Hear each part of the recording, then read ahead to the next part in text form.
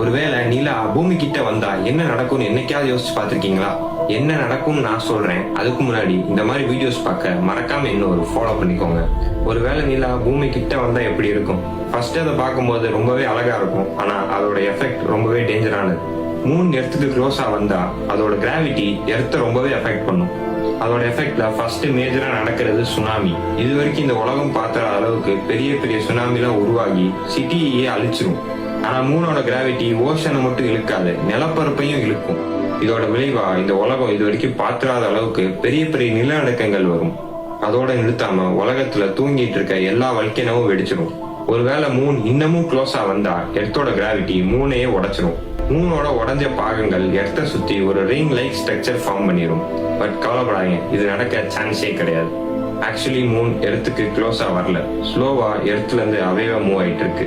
So யாரும் பயப்பட வேணாம், இது ஜஸ்ட் ஒரு தியரி. இந்த மாதிரி டெய்லி வீடியோஸ் பார்க்க மறக்காம இன்னொரு ஃபாலோ பண்ணிக்கோங்க. நான் உங்களை இன்னொரு நல்ல வீடியோல வந்து பார்க்கறேன். அது வரைக்கும் பாய்.